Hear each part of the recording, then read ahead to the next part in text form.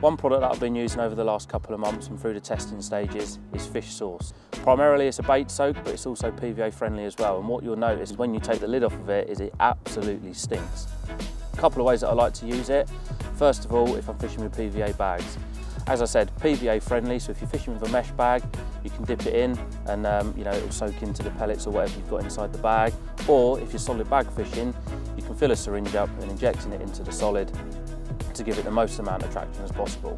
But where I use the most of it is when I'm fishing, say, with a spod mix, your boilies, your pellets, your particles.